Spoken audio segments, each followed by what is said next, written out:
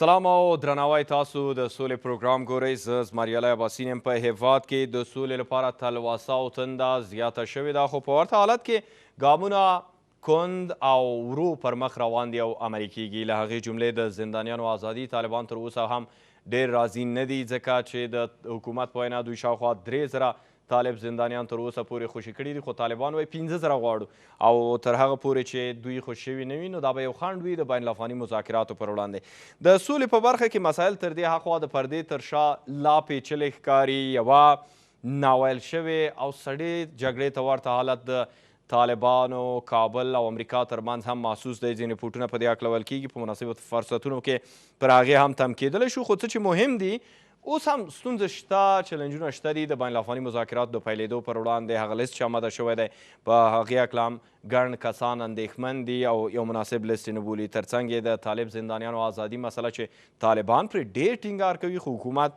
داسې فکر کوي چې 50,000 کسانو ته به یې هېڅکله پرې نږدي چې ورسیږي دغه شمېر.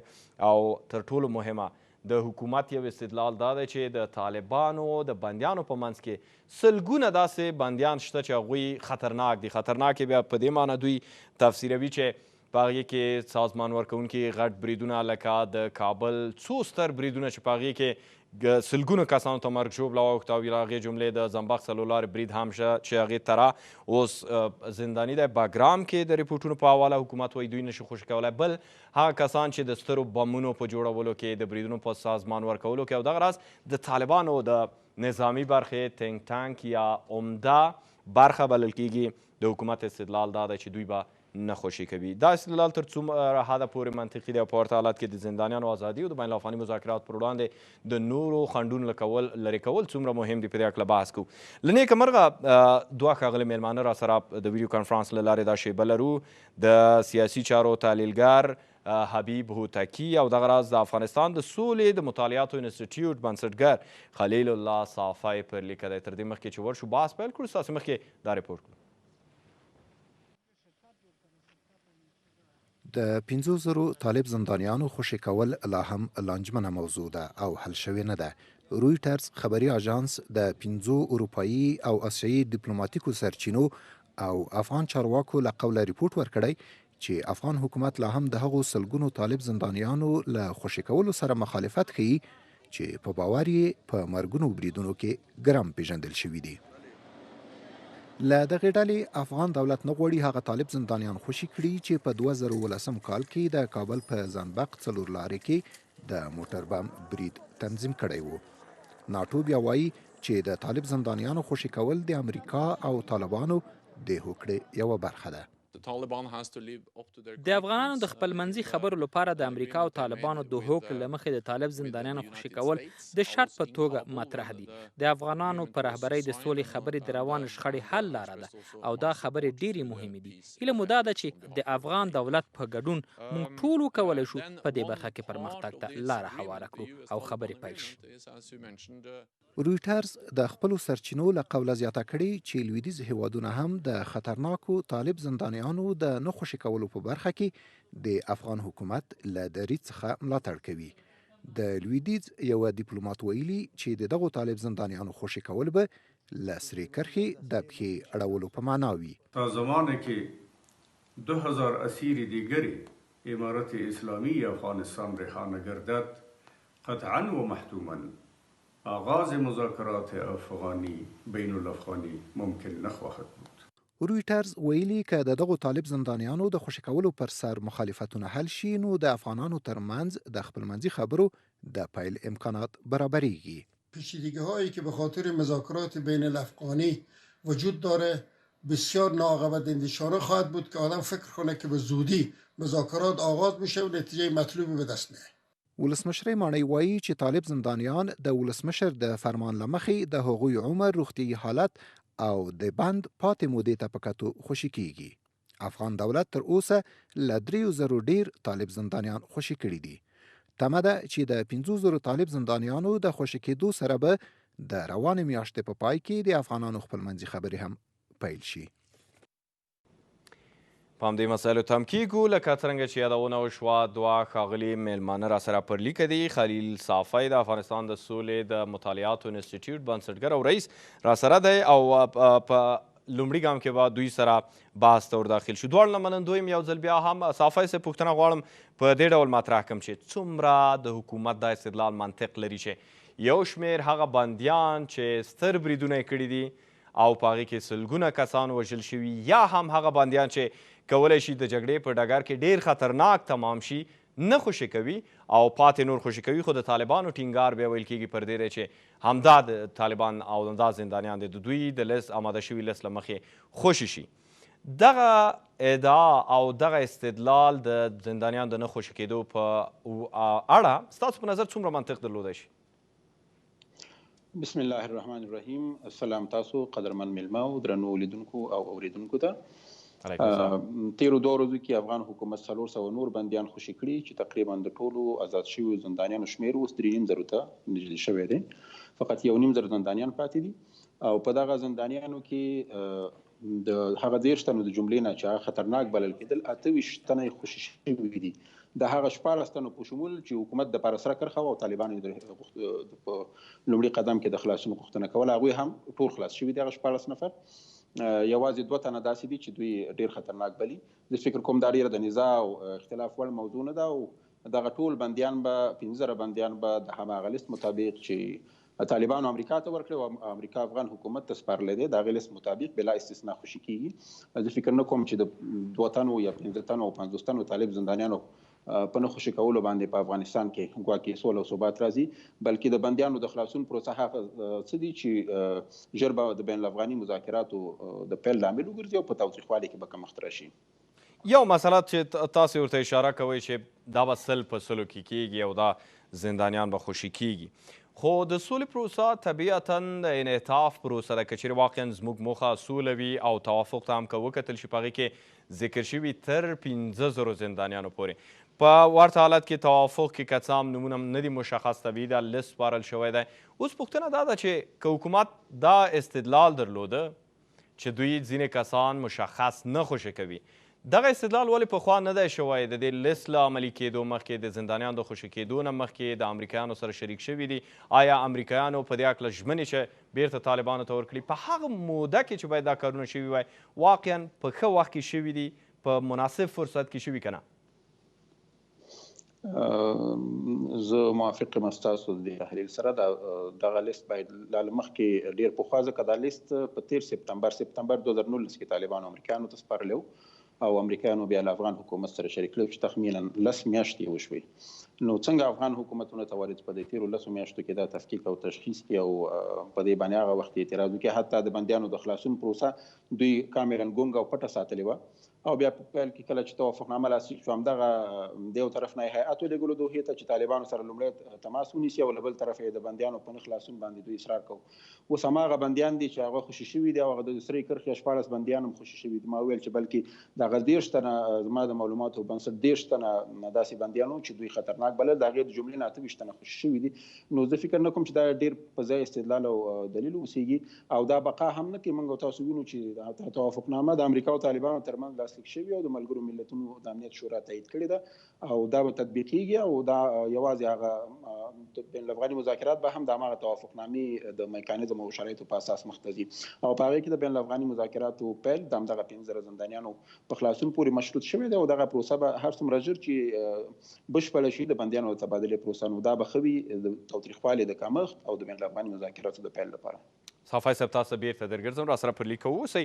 امریکا ته ورځو. هوتکي صاحب را سره دی. هوتکي صاحب هغه ډول چې صافي صاحب ځینې مسایلو ته اشاره درلوده، په نورو چیلنجونو هم تم کیږو، خو عمده مسله د زندانیانو ازادي ده چې بین الافغاني مذاکراتو پر وړاندې تر ټولو غټه مسله وه د 3,000 طالب زندانیانو په شاوخوا کې خوشي کېدل او دغه راز د طالبان لخوا هم هغه ډول چې ژمنه یې کړې تر 0 باید د دوی لخوا هم دولتي بندیان خوشي.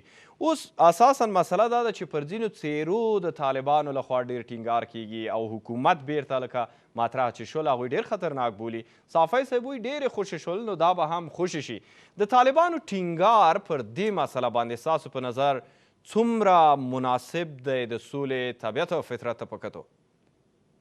بسم الله الرحمن الرحیم. د لوی خدای په نامه ګران ورور عباسین صاحب ډېر زیات خوشحاله یم چې تاسې بیا وینم او همدارنګه ګران ورور صاحب سخت سلامونه وړاندې کوم. فکر کوم چې په افغانستان کې د سولې پروسه ډېره په ښه توګه روانه ده. کله چې د امریکا او طالبانو ترمنځ د سولې تړون امضا سو یا لاسلیک سو هلته څلور عمده نقطې د پام وړ دي.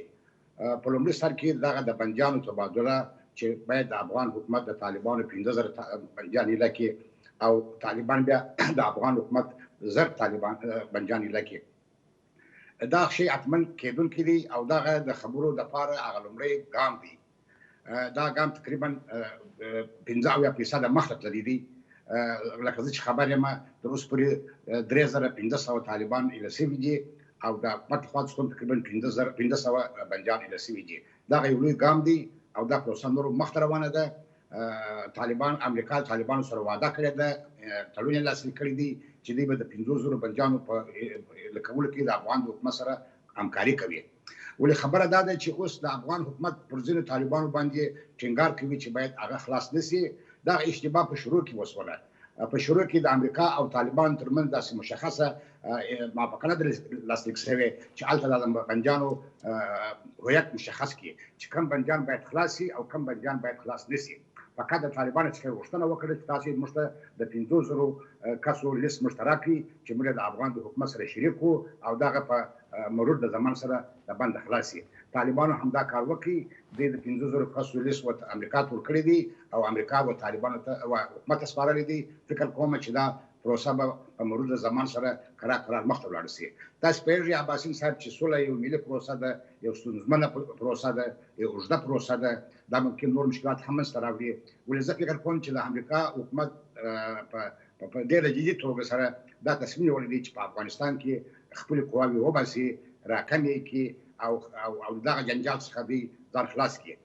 د حکومت په هکله راځو هوتکي صاحب، ډیره به ښه وای موږ همیشه هڅه کوو چې په اریانا نیوز کې حکومتي مسؤلین ځان سره ولرو. په ځانګړې توګه د سولې په پروګرام کې د سولې هغه بنسټونه چې حکومت جوړ کړي دي اوس خو مصالحې شورا هم موجوده. متاسفانه زیاتره وخت کې نه توانېږو دا دوی پورې اړه لري چې دوی څه ویل لري، خو ډېر موارد داسې وي چې متاسفانه نه معلومیږي چې حکومت بالاخره څه غواړي. همدا غواړم تاسو سره مطرح کړم او ستاسو نظر په دې هکله ولرو چې آیا حکومت مشخصا په دې پوهېږي چې د بیلګې په توګه سبا به څه کوي، یوه اونۍ وروسته به څه کوي، د بندیانو د ازادۍ مسلې په هکله د دوی کنکریټ او هغه جدي سره لیکه باید څه واوسیږي، د دوی موقف باید څه واوسي او نور ټول تړلي مسایل. که حکومت فی البدیهه ځي مخکې، که چېرته فشار نه و نو دوی په اصطلاح ډېر ټینګ نیسي مسایل، او که چېرته ولیدل چې فشارونه دي نو بیا کیدای شي سرې او نورې کرښې هم تبدیلي شي. صافي صاحب اشاره درلوده چې پخوا ډېر مسایل داسې شوي دي چې حکومت ترې اوښتی دی. د حکومت دغه ډول برخورد له دې پروسې سره او په ځانګړې توګه د حکومت له موقفه تاسو څنګه ګورئ؟ زما په نظر سره دغه په مجموع کې ټول حکومت نه دی. په حکومت کې ځینې کړۍ شته چې هغه په افغانستان کې د سولې د پروسې سره مخالف دي او دا په هر کې هم دغه کړۍ شته. لکه څوک؟ نو زه ولا تاسو خپله پوهېږئ، خلک پوهېږي چې د هر ټیم د مختلفو اوس نو خلک به څنګه پوه شي؟ هوتکي صاحب دلته خو ټول وایي موږ سوله غواړو او د سولې لپاره هر ګام د ستایلو دی.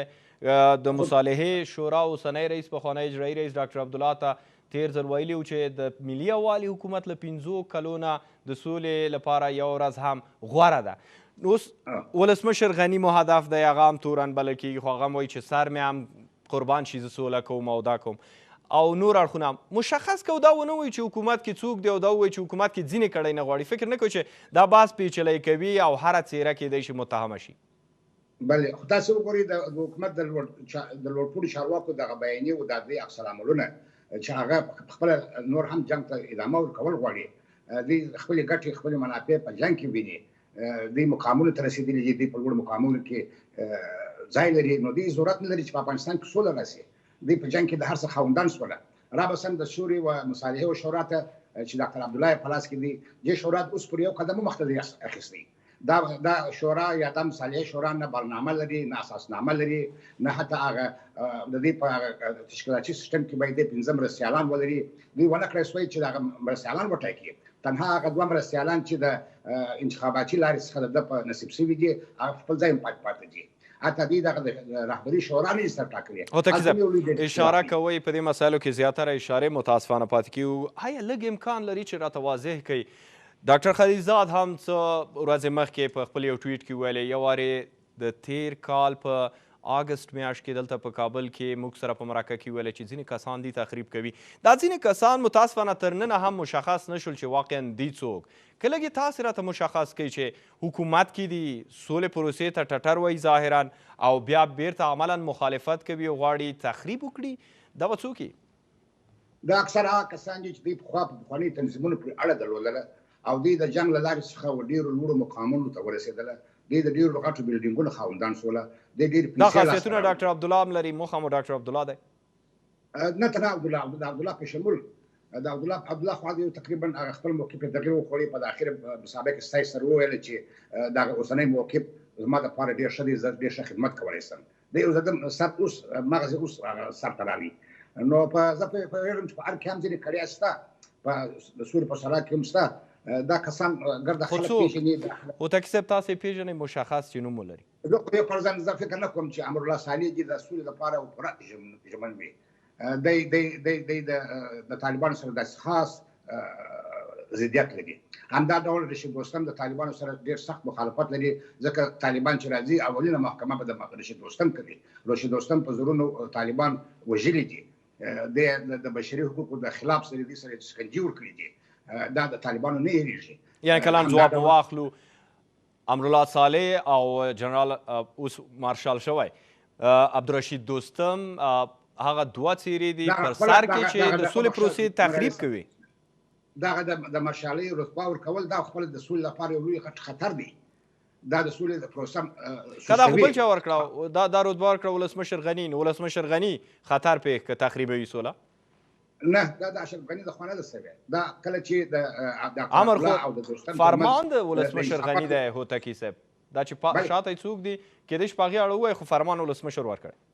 خو فرمان خو په اداري لحاظ په اجرایوي لحاظ باید دغه ورکړي، رئیس جمهور ورکړي. بل څوک یې نشي ورکولی. دا خو د جمهور رئیس صلاحیت دی. ولې جمهور رئیس خو هم یوازې نه دی، دی هم د فشارو لاندې دی. او دا هم د خلکو ګیله د اشرف غني څخه هم دا ده چې دی باید مقاومت وکړي، دی د خلکو ملي منافع په نظر کې ونیسي. دی باید اشخاصو افرادو او هغه کسانو چې هغه بدنامه دي. دوه کسان نومونه مو واخیستل، په دې هکله به صافي صاحب نظر هم واخلو او بیرته تاسو ته درګرځو. او تکي صاحب، صافي صاحب لومړیتوب لري حکومت؟ آیا هغه چوکاټ یې مشخص کړی دی چې د مهالویش له مخې هر څه دوی ته روښانه وي، توافق شوی دی، موجود دی، دوی امریکا سره ګډه اعلامیه ورکړې ده، د سولې پروسې عمده مهم او لومړیتوب په توګه مطرح موارد هم روښانه دي. خو آیا حکومت لیکلې مسوده یا چوکاټ لري چې هر څه عملي کړي که نه؟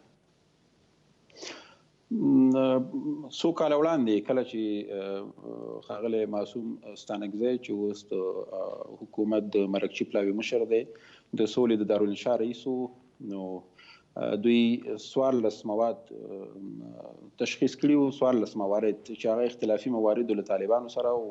یعنې فکر کوم چې حکومت به خپله ایجنډا لري او تر اوسه یې واضح کړې نه ده، ولې دوی ته معلوم دی چې اختلافي موارد کوم دي چې له طالبانو سره په بحث وکړي. د طالبانو په ایجنډا کې ډېر مشخص دي، ځکه په توافقنامه کې ذکر شوي دي د نوي اسلامي حکومت تشکیل چې اوس د ټول شمول اسلامي حکومت عنوان ورته کارول کیږي او عمومي اوربند. د دې ترڅنګ نور مسایل چې دي د اتباعو حقوق، د بشر او ښځو حقوق، معارف، صحت او د حکومتولۍ طرز، پارلمان او د انتخاباتو قوانینو ټول په اساسي قانون کې ځای په ځای کېږي. طالبان د اوسني اساسي قانون تدوین غواړي، له سره لیکنه غواړي په آزاده فضا کې د بهرنیو د وتلو نه وروسته چې د افغان د سیاسي احزابو ترمنځ په توافق شو او د افغان ولس دغه تایید کړي. نو دغه درې موارد زما په اند د طالبانو په ایجنډا کې د اساسي قانون تدوین، د نوي اسلامي حکومت تشکیل او عمومي اوربند. نو زه فکر کوم چې حکومت کې نه یوازې دغه ځینې کړۍ چې یادونه ورته وشوه، بلکې په خپله زه فکر کوم صلاحیت خو د ولسمشر سره دی او ولسمشر ځان منتخب ولسمشر ګڼي. د یو طرف نه ادعا کوي چې د سوله قرباني غواړي، یعنې سیاسي قرباني غواړي او د سیاسي قربانۍ ته آماده دی. خو له بل پلو نه دغه د بندیانو په خلاصون کې ځنډ 4 میاشتې د دې لامل شو چې د ډېرو افغانانو د سلهاو بلکې زرګونو افغانانو وینه توی شي او بین الافغاني مذاکرات وځنډېږي. بالاخره بیا هم 50 باندې ډاکټر عبدالله سره د توافق ته ورسېدلو د اساسي قانون په خلاف باندې، لکه څنګه چې په 2014 کې اوس په 2020 کې بیا موږ د هغې شاهدان یو. او امریکا هم تاسو به یاد چې څو ونې وړاندې اعلان وکړو چې دغه د قدرت د ویش چې په قدرت کې ونډه چې دا به ډېر د لنډ وخت دپاره وي، دوی باید سره جوړ شي، سیاسي او اقتصادي فشار فشار وارد کوو د امریکا د فشار په نتیجه کې دوی یو ځل بیا هوکړې ته ورسېدل. نو فکر کوم په هره باندې چې وي نور د اشخاصو نومونه واخیستل شو. صافی صاحب آیا فکر کوئ چې دغه اشخاص چې هوتکي صاحب د خپل نظر په توګه یاد کړه او تاسې هم هغې ته د تاییدۍ مهر واهه، کولی شي دې ته ورته نور کسان او دوی د سولې پر وړاندې جدي خنډونه رامنځته کړي او دغه پروسه تر سبوتاژ ورسوي که نه بیرته خپله خبره تاییدوي چې مسایل به مخکې ځي، بین الافغاني مذاکرات به پیلیږي او هغه نوره نقشه چې ټاکل شوې ده عملي شي؟ د حکومت په داخل کې او د حکومت نه بهر هم مؤثره حلقات شته دی چې هغه د سولې په راتګ سره خپل د قدرت زوال او د خپل شتمنیو د هغوی چې دغه د فساد د لارې دوی مالي شتمنۍ ترلاسه کړي د دې د محاسبې نه او حتی زندان ته د تللو نه ویریږي، نو دوی په شکل د اشکالو په خپله بلا ډېر واضح دي. دوی ټویټونه کوي، پیغامونه لیکي، په فیسبوک کې په مصاحبې کې دوی د سولې مخالفین دي.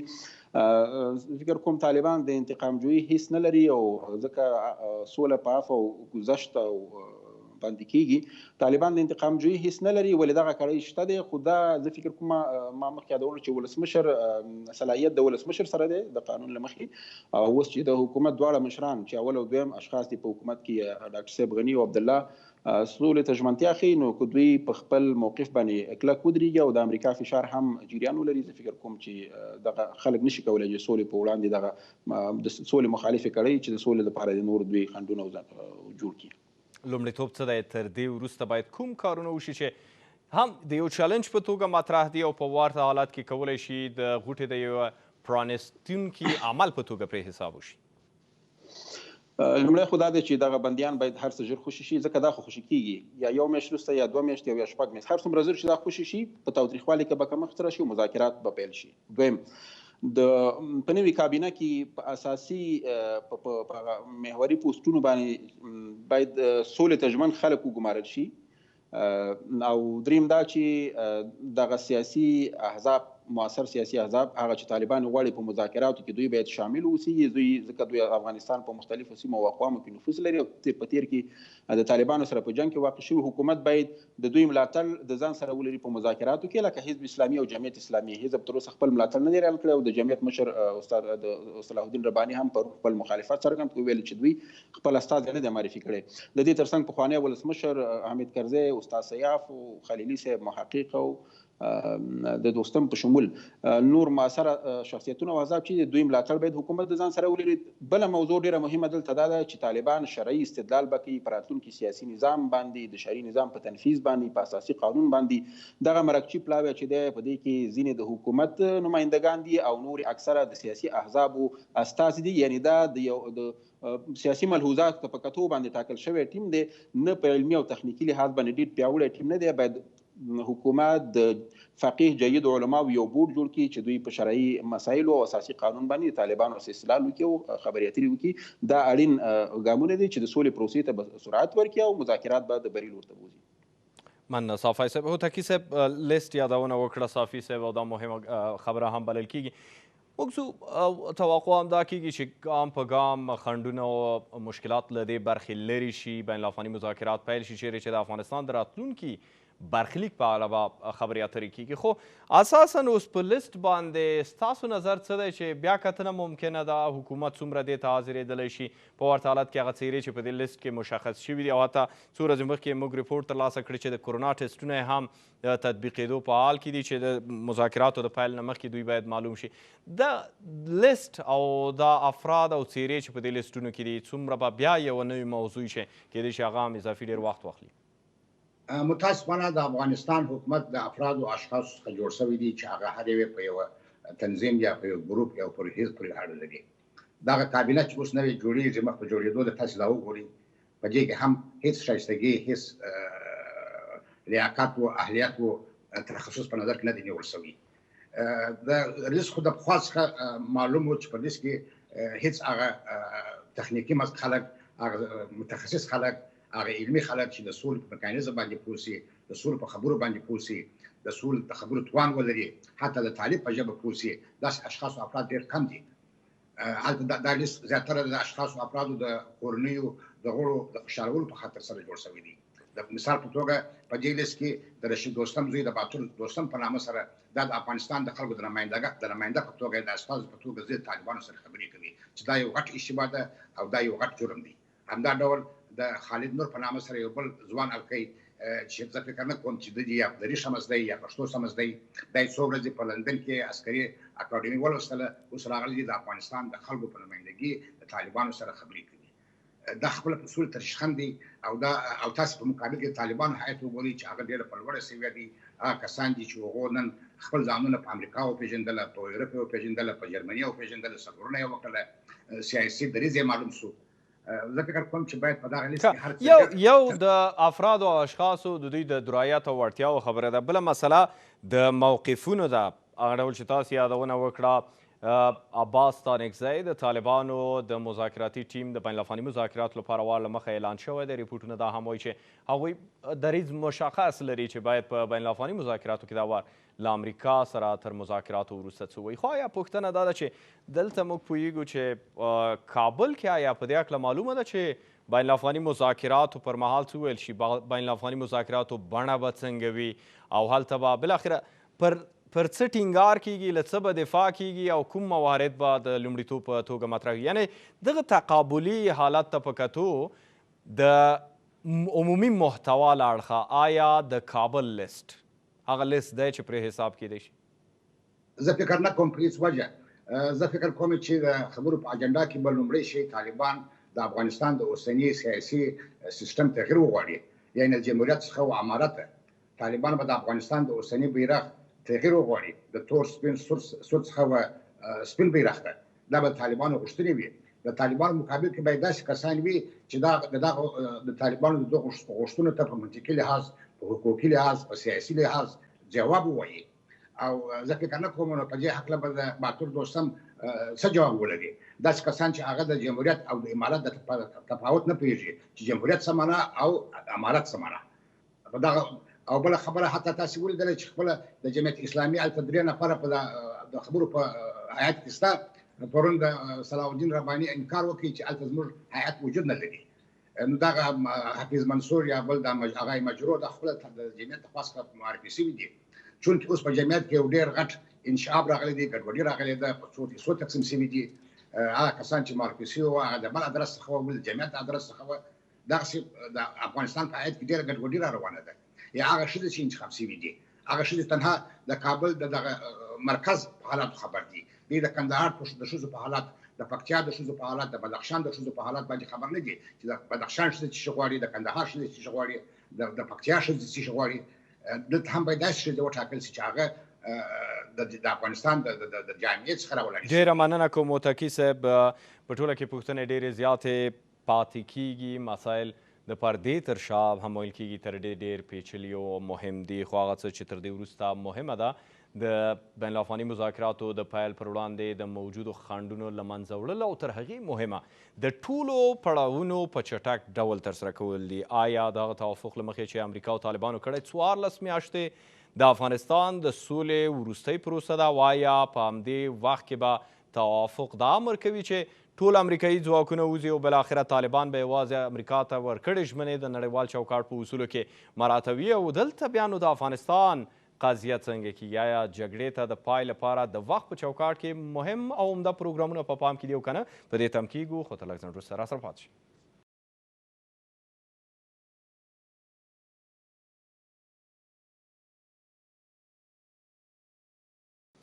بیا هم ښه راغلاست. تاسو د سولې پروګرام ګورئ. راسره دوه میلمانه پر لیکه دي. د سولې پر راتلونکو پړاوونو باندې بحث لرو. جناب صافی صاحب، هغه څه چې ډېر مهم دي د وخت په چوکاټ کې د ټولو کړنو ترسره کول دي، د لومړیتوبونو په پام کې نیولو سره د شته ستونزو او خنډونو د لرې کولو لپاره د اجرایي فورمونو په پام کې نیولو سره او نور اړین ګامونه. آیا 14 میاشتې هغه ضرب الاجل دی چې باید د افغانستان سوله یوه نهایي نتیجه ورکړي که نه؟ دا هم کیدلی شي یو ډول انعطاف سره مخامخ شي او دغه وخت که چېرته پام کې ونه نیول شي، هغه ډول چې تاسو اشاره درلوده یوازې د بین الافغاني مذاکراتو لپاره هغه وخت چې په پام کې اوس 4 میاشتو نه ډېره موده کیږي چې ترې تېرېږي، که همداسې هر ګام ځنډنی او خنډنی کیږي، فکر کوئ چې آیا موږ په ټاکلي وخت باندې یوې نتیجې ته ورسیږو؟ ټاکل شوی و چې په تیر سپتمبر 2019 په 15مه نیټه باندې توافقنامه لاسلیک شي او د هغې نه یوه اونۍ وروسته په 23 د سپتمبر 2019 باندې بین الافغاني مذاکرات پیل شي. متاسفانه هغه د ولسمشر ټرمپ لخوا مذاکرات لغوه او اعلان او وځنډېدل. بیا په توافقنامه کې صریحا ذکر شوي چې په 10 د مارچ باندې مذاکرات پیل شوي او د هغې نه مخکې 15,000 بندیان خوشي شوي وي. دغه ضرب الاجلونو ته په کتو باندې داسې څرګندېږي چې امریکا غواړي چې دغه بین الافغاني مذاکرات د دوی د زماني جدول د وتلو یعنې 14 میاشتو نه مخکې کامیابۍ ته ورسي او یو نوی اسلامي حکومت چې په توافقنامه کې یادونه شوي تشکیل شي او عمومي اوربند نافذ شي په افغانستان کې. یعنې په ټوله کې امریکا غواړي چې په مسؤلانه ډول د افغانستان نه ووځي. ځکه نو امریکا د بین الافغاني مذاکراتو لپاره د حکومت سیاسي ډلو او طالبانو ترمنځ د اسانتیاو د برابرولو ترڅنګ په سیمه ییز او نړیواله اجماع باندې هم کار کوي او خلیلزاد دغه ماموریت هم مخې ته وړي. نو زه فکر کوم چې همدغه غواړي، طالبان هم غواړي او امریکا هم غواړي چې دغه متباقي څه د پاسه 10 میاشتې چې پاتې دي په دغه دوران کې بین الافغاني مذاکرات پیل او نتیجې ته ورسېږي. په توافقنامه کې صریحا یاده شوې ده چې 15,000 طالب زندانیان د توافقنامې نه مخکې او متباقي ټول زندانیان چې تقریبا 7,000 تر 8,000 په منځ کې نور طالب زندانیان هم دلته په زندانونو کې پاتې کېږي. دا به د 3 میاشتو په جریان کې خلاصيږي. دا په دې معنی چې په 3 میاشتو کې باید بین الافغاني مذاکرات کامیاب شي، نوی حکومت تشکیل شي او اوربند نافذ شي او ټول بندیان سره خوشي شي. نو که زه فکر کوم په 3 میاشتو کې نوي خو حتما د 10 میاشتو د پوره کېدو نه مخکې بعد مذاکرات کامیابیږي او نوی حکومت به تشکیلي او عمومي اوربند به نافذیږي. د توافقنامې د محتویاتو نه همداسې انګیرل کېږي او خبرې اترې چې موږ بس تاسو له څرګندونې آیا دا مطلب اخیستی شو چې وخت مهم دی، د 14 میاشتو نه مخکې باید هر څه نهایي شي؟ که نهایي نه شي ستونزې وي. خو که چېرته طالبان لکه څنګه چې امریکا د طالبانو ژمنې ترهګریزې جګړې په اړه له ډېرې نږدې څاري او امریکا ډېر مطمئن برېښي، اگر چې د اروپایي اتحادیې او ناټو مشرانو اندېښنې ښودلې ولې امریکا مطمئنه برېښي او که طالبان دغه خپلې ژمنې په ښه توګه پلي کړي نو امریکا په 14 میاشتو کې خپل قواوې له افغانستان نه وباسي او له دې نه مخکې غواړي چې افغان کشره حل کړي، یعنې د بین الافغاني مذاکرات نتیجې ته ورسېږي. خدای نخواسته که دلته د سولې مخالفې کړۍ په دې وتوانېږي چې خنډونه ایجاد کړي او یا حکومت د خپل قدرت د بقا په خاطر باندې پلمې جوړې کړي نورې، نو فکر کوم چې ګټه به نه یوازې حکومت ته نه وي بلکې ولس ته به نه وي. هغه ډول چې صافی صاحب زما یادېږي وخت ډېر محدود ده او ډېر ګړندی پر مغزي.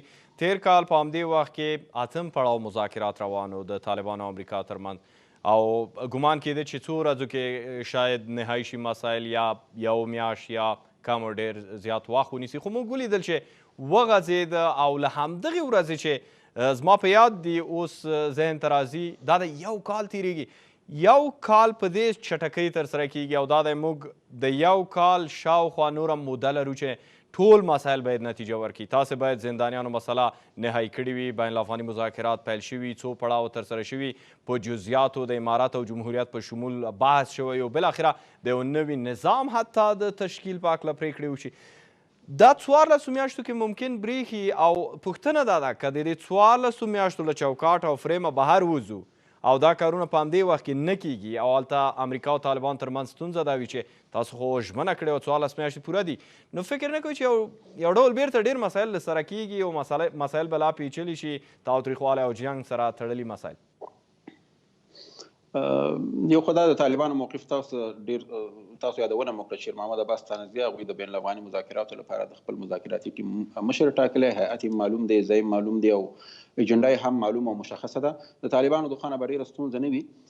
د افغان حکومت دلته څو مسایل دي. یو خو دا چې امریکا به جدي اول خو به تسهیلات برابروي، تشویقي جنبه به د دوی کړنې ولري په افغان حکومت او سیاسي ډلو باندې، او که حکومت او یا نورې کړۍ وغواړي چې مذاکرات د ځنډ او خنډ سره مخکې امریکا به په جدي سیاسي او اقتصادي فشارونه بیا وارد کړي او دا به د دې لامل وګرځي چې دوی دې ته پرې نږدي چې د خپل قدرت د بقا په خاطر باندې په افغانستان کې جنګ ته دوام ورکړي، د جنګ د دوام لامل وګرځي. دویم دا چې په دغه مذاکراتي ټیم کې ما مخکې یادونه چې د نیمایي نه ډېرې د ولسمشر غني د مخالفو سیاسي ډلو استازي دي چې دوی لا وار د مخه له طالبانو سره یو ډول تفاهم لري نو ممکن که ځینې کړی وغواړي چې مذاکرات وځنډي او خنډونه جوړ کړي، دوی له طالبانو سره یو موقف غوره کړي او دا به دې لامل وګرځي چې قاطع اکثریت به یو موقف غوره کړي او دوی به نتیجې ته ورسېږي، اقلیت به پاتې شي چې فکر کوم پرېکړه به هلته په اکثریت باندې کېږي. نو زه فکر کوم چې دغه ټول لاملونه به دې باعث شي چې بین الافغاني مذاکرات به په دغه موده کې په دغه راتلونکو لسو میاشتو کې بریالي شي او یعنې دا ټول مسایل تاسې خوشبین یاستئ چې دا په دې پورې نه دي چې دا مذاکرات کامیابیږي او که نه. امریکا فقط دوه مسایل له امریکا طالبانو سره سوچه خلاص کړي.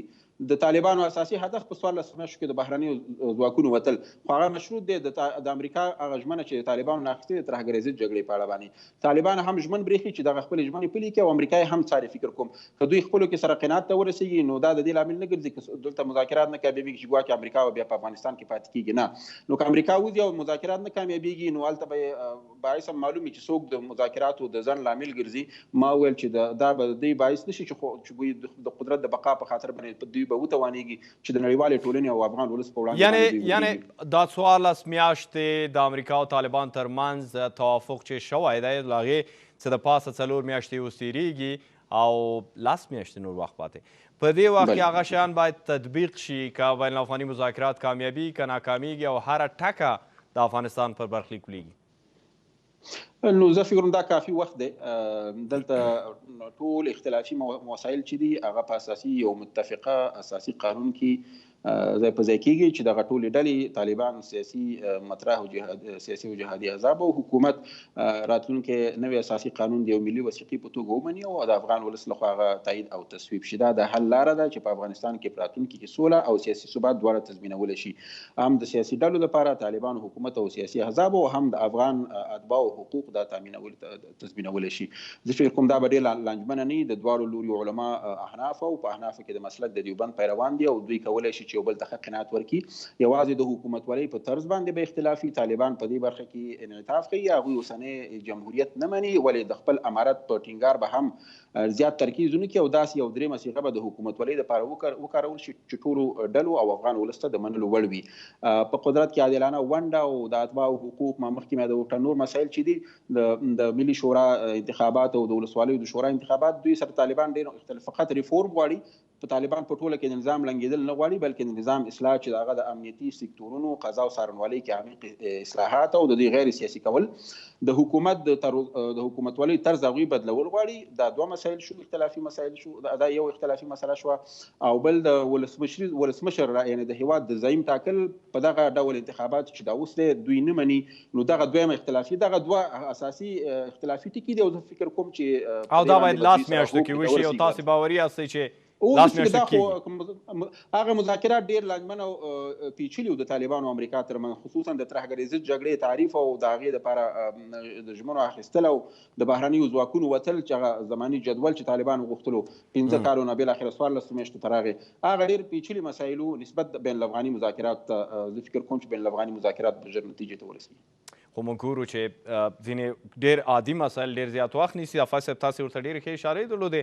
له هغې جملې د مارچ د 10 بین الافغاني ناسته وه چې اوس 4 میاشتې تېرېږي او لا یې هم ډېر نږدې نه برېښي. په هر حالت دغه ستاسو د خبرو په هکله به د هوتکي صاحب نظر واخلو. هوتکي صاحب تاسې مسایلو ته څنګه ګورئ؟ آیا واقعا په 10 میاشتو کې د هر یو مورد او هغه رسېدل دې ته چې تاسې یو نوی افغانستان ولرئ ممکن دي دا هر څه یا هغه څه چې صافی صاحب وایي دا اوور کانفیډنس دی له حده ډېر یو څه مسایلو ته خوشبیني په توګه کتل دي؟ زه فکر کوم چې هغه مشکل کارونه حل شوي دي زیاتره. اول دغه د باور فضا وه چې د طالبانو او د افغانستان د حکومت ترمنځ رامنځته شوله. د باور فضا وه چې د طالبانو او د امریکا ترمنځ رامنځته شوله. دغه ډېره مهمه موضوع وه. دا کار شوی دی. نو اوس پاتې دي دغه نور مسایل. هغه بنجانو موضوع وه. تقریبا 3500 بنجان ایله شول. دا هیچ چا فکر نه کاوه، هیڅ یعنې په شروع کې دا بله خبره وه. اوس تقریبا د خبرو ته آماده شوي دي. دا فکر کوم چې په دغه یوه دوه هفتو کې به د افغان حکومت او طالبانو ترمنځ خبرې شروع شي. امریکا جدي په دې توګه غواړي چې په افغانستان کې سوله راشي، خپلې قواوې د افغانستان څخه وباسي. د امریکا عامه افکار په دې نظر دي چې په افغانستان کې د امریکا جګړه یا پاتې کېدل یو بېهوده ده، بې پایه ده، بې ګټې ده. پوښتنه د 10 میاشتو په هکله ده هوتکي صاحب، په لاسو میاشتو کې تاسې ګورئ یو لیست او د 5,000 بندیانو یا د 6,000 په ټوله کې زرې د طالبان لخوا چې باید خوشي شوي وای دا تبادله او د ازادي دومره وخت نیسي تر ننه پورې هم معلومه نه چې وروسته به څه کېږي 2,000 خو لا نور پاتې د طالبانو دغه راز طالبانو دپاره زر شاید ډېر مشکل نه وي ځینې وایي اوس لګیا دي نوي کسان نیستي تر څو زر کسان پوره کړي په هر حالت په لسو میاشتو کې هغه نور غټ کارونه چې ورته صافي صاحب اشاره درلوده تاسو ویلې او هر افغان پرې ډېر ښه پوهېږي امارات جمهوریت او دې ته ورته نور غټ او ستر مسایل هم مطرح دي ممکن دي په لاسو میاشتو کې که ممکن نه دي نو آیا په 20 میاشتو کې هم که چیرې کیږي بیا 14 میاشتې دا فریم ورک یا هغه ټایم ټیبل یا مهالویش چې موجود دی د بهرنیو ځواکونو د وتلو د طالبانو ترمنځ دلته یو خلا نه وینئ تاسې چې یوه خلا به رامنځته شي ځکه نور به نو امریکایان مداخلې حق نه لري توافق کې داسې یو څه ظاهرا ذکر شوي نه ښکاري نو دا به ستونزې ایجادوي که نه تاسې هم صافي صاحب ته ورته نظر لرئ چې نه هر څه لاس میاشتو کې کیږي حتما دا نو د افغانستان په حکومت پورې اړه لري چې دوی دا خلا ته موقع مساعده نه کړي داسې وخت راونه رسېږي چې امریکایي قواوې د افغانستان څخه وتلي وي او هلته سوله منځته نه وي راغلې نو دلته بېرته هغه جګړې شروع شي ولې زه په دې نظر یم چې ممکن دې حتی موضوع ونه رسېږي لس میاشتې ډېر وخت دی هغه د سولې هغه مشکل شان شروع شوي دي د خبرو شروع غټه موضوع وه اوس تقریبا هغه د خبرو هیئتونه هم ټاکل شوي دي صافی صاحب وایي او تکي صاحب چې د امریکا او د طالبانو ترمنځ مذاکرات جنجالي و په هغې کې ډېر موارد او هغوی ورته اشاره درلوده خو آیا دا ډېر جنجالي و که د افغانستان خپل مشکلات د افغانانو هغه څه چې تقریبا نیمه پیړۍ اوس د هغې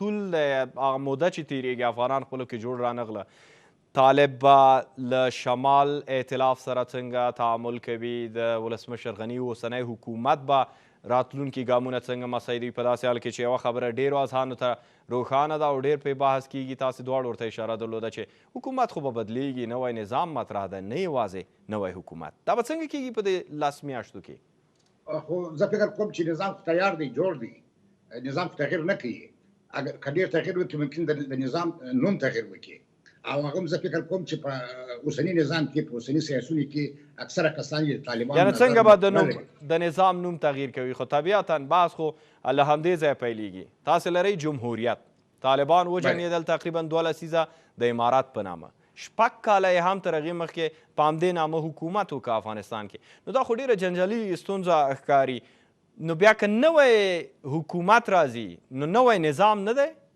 آیا نوی نظام یو نوی افغانستان نه دی زه فکر کوم چې خپله دغه جهادي رهبران په خپله د اماراتي کسان دي ګلبدین حکمتیار دی خپله د حزب امیر دی د حزب جمعیت استاد رباني په خپله د شورای اهل حل و عقد لخوا څخه راغلی چې دا خپله یو اماراتي سیستم دی استاد صاحب عین د عین شی طرفدار دی زه فکر نه کوم چې دوی په یاکله به ډېر مخالفین ولري دلته زیاتره موضوع د انتخاباتو ده د جمهوریت او د امارات په منځ کې لوی توپیر دا دی چې امارات غواړي چې د رهبر یا د شورا لخوا څخه وټاکل شي سرسري انتخابات ته چندانې اهمیت نه ورکوي او په جمهوریت کې عمومي انتخابات کیږي دا هغه عمده موضوع ده هغه عمده تفاوت دی نور خو مسایل د اسلامي شرع دواړو خواوې غواړي عامې حکومت غواړي عامې طالبان غواړي طالبان ممکن کې سختګیرې وي او زه فکر کوم چې په حکومت کې که پوښتنه په دې ډول مطرح کړم متکي صاحب چې ستاسو په ذهن کې د نوي نظام چې تاسې نوی حکومت بولئ نه نوی نظام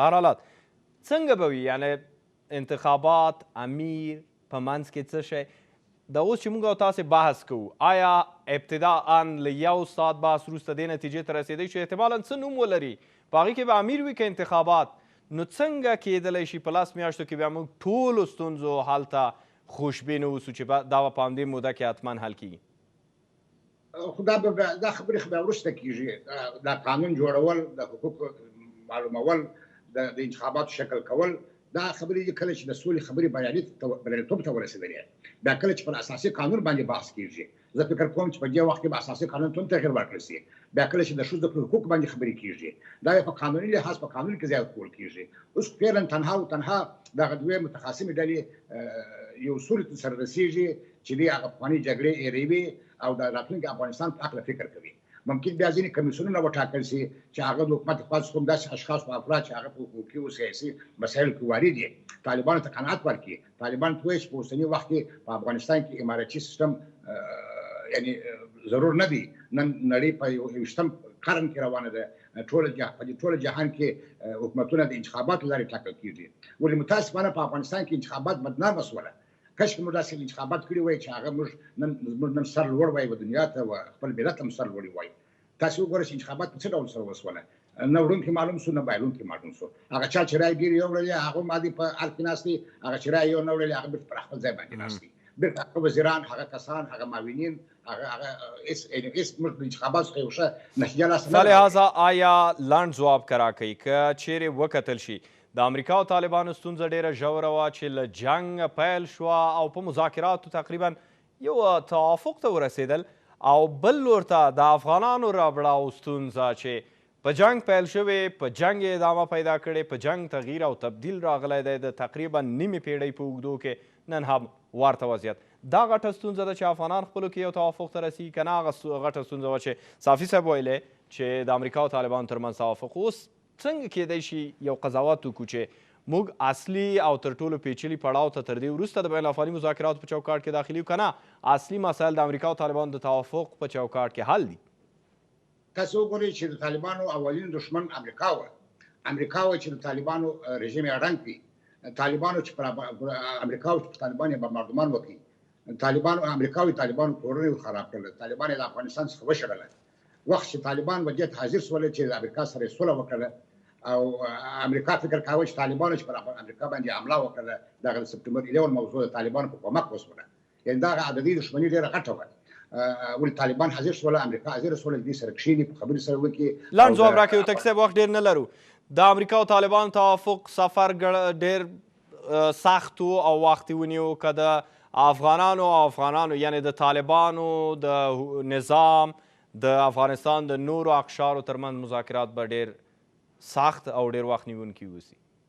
خوشبختانه چې دغه طالبانو او د حکومت د خبرو په هکله جهاني او نړیوال فشارونه وجود لري. د امریکا فشارونه وجود لري. که چیرې طالبان او افغان حکومت اصول ته ونه رسېږي د امریکا حکومت خپل کومکونه د افغانستان د حکومت څخه بندوي او دا به یو غټه لویه ستونزه وي. نو په دا خاطر زه وایم چې ممکن دا خبرې نوکړي ژر ترسره شي او نتیجه ورکړي. ډېره زیاته ونه کوو تکي صاحب کورمادان. لنډ سوال او ډېر لنډ ځواب. اوتکي صاحب بین الافغاني مذاکرات چې اوس د راتلونکو پړاوونو عمده شرطونه بلل کېږي ستونزو ته اشاره وشوه. څومره احتمالا ستاسو د انسټیټیوټ د مطالعې پر اساس نور وخت نیسي او موږ واقعا عملا شاهد اوسو د بین الافغاني مذاکراتو؟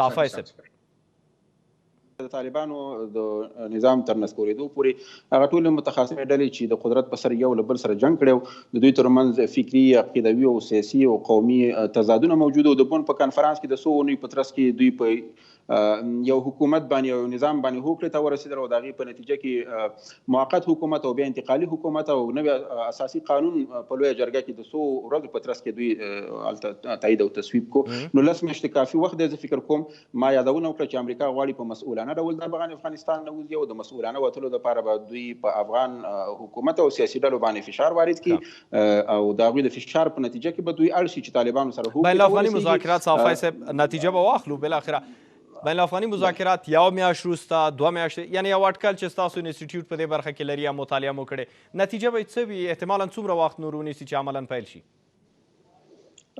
دا خو مشروط دی بیا هم دغه متبقي او 9,000 زندانیان چې پاتې تر څو چې دا خوشي نشي مذاکرات نه پیل کېږي. زه فکر کوم امریکا طالبانو ته خو ډاډ ورکړی چې دغه بندیان به زر خوشي شي. د څو اونیو په ترڅ کې ممکن دغه بندیان خوشي شي. د څو ورځو نه د څو اونیو دا موږ ته دقیقه معلومه نه ده. نو کله چې بندیان خوشي شي مذاکرات به پیل شي. خو بیا هم څو میاشتې به وخت ونیسي؟ 2 میاشتې؟ نه زه فکر نه کوم چې په 2 میاشتو کې ما ویلې چې زیات نه زیات به په 10 میاشتو کې دا نتیجه ورکړي. زه فکر کوم نه د بین الافغاني مذاکراتو تر پایله زموږ پوښتنه ده جناب صافی صاحب. د مذاکراتو پیلېدل بله مذاکراتو پیلېدل کله چې بندیان خوشي مذاکرات بې له ځنډه ډېره زیاته دا اوس منحصره په افغان حکومت په تصمیم پورې چې کله بندیان خوشي کوي. کورمادان له ښاغلي صافي او هوتکي صاحب نه هم مننه کوو. لیدونکو له تاسو هم ډېره مننه کوم. تر بل پروګرام او بیا لیدو پورې مو پاک الله مال. ده